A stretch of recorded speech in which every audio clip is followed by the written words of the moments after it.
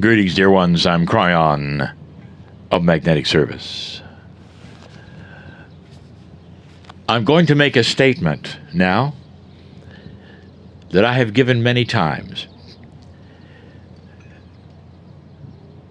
And some of you will find it funny.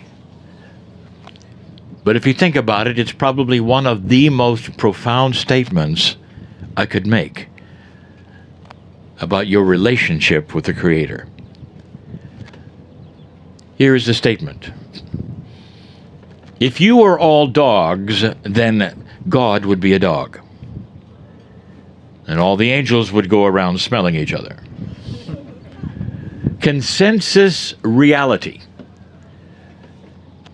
is this: that because you are a human and you think like a human, and all of the emotions that you have are human, therefore the Creator must also be human, or think like a human. And it doesn't. Love doesn't think. Love is. Compassion and kindness. You might think they have attitude. They don't. They have sacredness. Woe was about to learn something he didn't expect. The most controversial thing that has been taught, second to the one he heard yesterday. You can tell that the lessons are getting stronger and deeper and harder to assimilate. Woe is like so many other light workers, except these things in this parable, in this series, are being given almost daily. But I will tell you that to a regular light worker who starts at the bottom like Woe did, without any knowledge at all, with discovery of self, this often takes years. It takes years because it is so different from the consensus reality that a human being learns. Woe again went to that place where he knew those were there who seemed to be walking with the sand receding from them, and he was starting to understand the differences between the consciousness of those and the consciousness of his family, of his friends, of his whole life, of his reality. Woe is reframing everything he has learned. And the last lesson was the most difficult, when he learned that his soul was sacred and had no beginning and no end, because his soul was part of the creative source. And that meant that he was part of the creative source. And he was asked to love himself as he loves God. That's unconditional. That's not ego. Compassion with self is part of the learning and the discovery of self. But today, he would be faced with an idea, with a truth, where he would have to rewrite everything he had ever been told about the rules of God. There he was, the teacher, Yusha, and Woe said hello, and Yusha said hello, and now they were doing more. They were hugging. So good to see you, Woe. Thank you for coming back, Woe. Are you ready for the next lesson? And Woe, of course, said, yes, that is why I come back, and that's why I'm here. Yusha was silent for a moment, and he said, this lesson, Woe, will create doubt in you if I'm right or wrong. Because you see, you are a product of everything you've been taught, Woe. And how you think about God has come from your parents, your religious teachers, your friends, those you trust, those you love. I'm about to tell you something that is different from anything you've ever been taught by those who you respect and love. And you're going to have to understand that they did their best, and they taught you what they knew. So it's not a violation if you decide not to believe what they told you. It's not a betrayal of them or their truth if you decide that there's a grander truth that they never knew, but they did their best. And here is what I want to tell you. God does not think like a human. God does not have consciousness as you think of it. There are no rules that are human-like with God. The creative source of all that is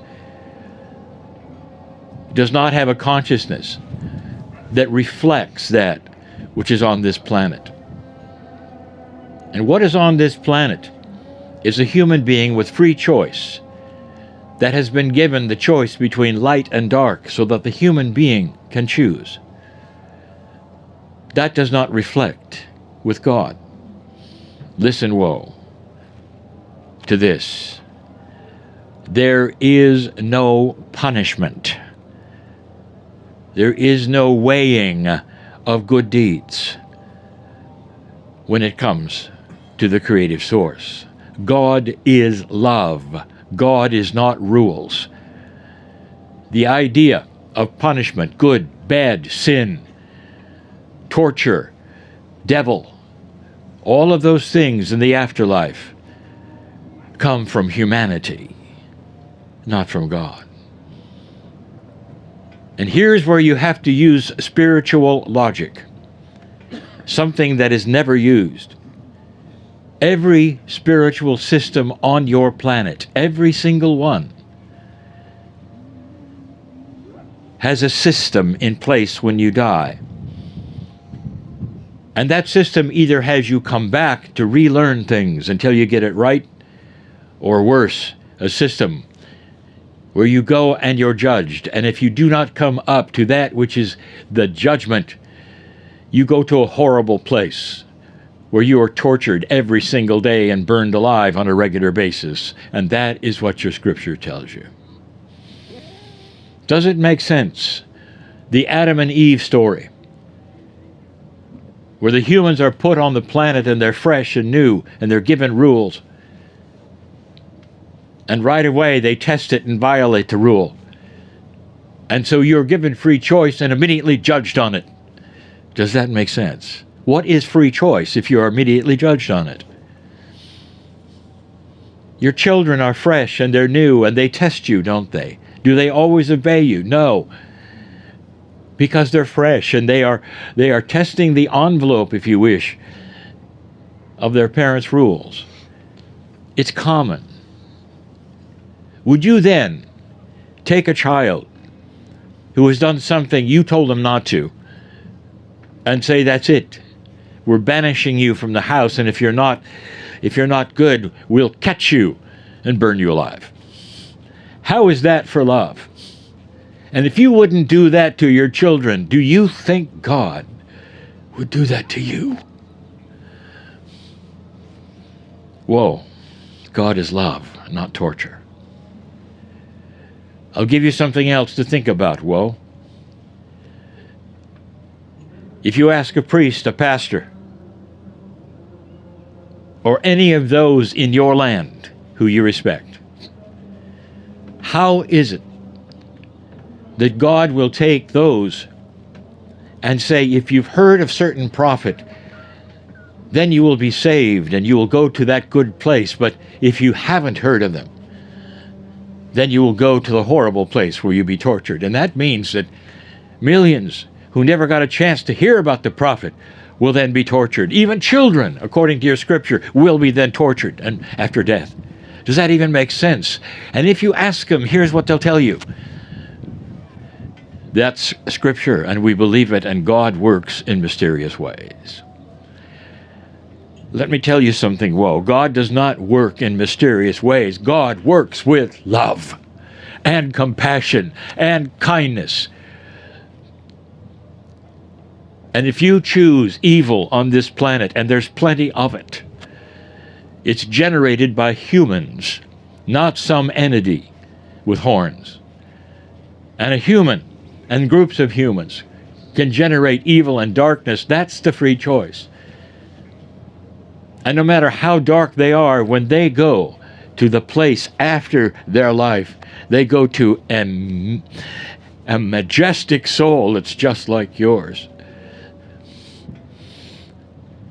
If you've ever seen some of the old scriptures, there's the story of the prodigal son. You should study it, for that is the truth, and that was given to them to put in scripture. One brother does everything wrong, one does everything right. And at the end they come home to their father, the metaphor of going to the other side of the veil.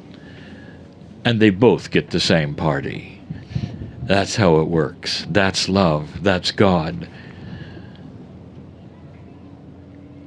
So rewrite the ideas that there are rules of behavior, or rules that have to be followed, that require you to climb steps and count beads or any of the other things to gain the favor of God. You are a piece of God, and you learned that yesterday, and that means you are a piece of love. And Woe was so confused that he says, well, there has to be some kind of idea how to behave. And Yusha said, I've now told you twice. Listen to it again. Here are your instructions. Love God with all your heart, all your mind, awake and asleep. And if you do that, these things will be added unto you, and you will have better intuition, and love will be your partner, because God is your partner. God is not in the sky, and you are here. God is with you every moment. Remember, Woe, God knows your name. If you awaken to these things, the decisions you will make will be more compassionate and kind and loving. That's because there's more and more light shining on this planet, Woe, and you're beginning to see it, and now you know why. Woe left that place with questions. How could that be? How could it be that if somebody does something wrong, there's no punishment? And he remembered something else that Yusha said, that there's punishment itself when you choose the darkness. This punishment is of the reality that is dark, where you don't control your life and you catch diseases and you attract other evil things. And that's the punishment. It happens while you're here, not later. Yusha told him there's much more. He doesn't know much about it, but he doesn't know how much he can absorb. But Woe goes away for a time and thinks about it all. And this is where Woe does something on his own, without Yusha telling him. He starts to meditate and pray on his own and ask the questions. Dear God, if these things are true, give me the intuition of a nod, of yes, a no. Give me the chills of understanding, or the love wash to say yes or no. Woe is starting to have God as his partner, to ask for the things he needs for belief, and he starts to get them. There's nothing like it, dear ones, where you start in your own silence and meditation to say, Dear Spirit, dear Creator, show me what I should know, and guide me by the light. It's a good story, and it even gets better. Woe will be back. And so it is.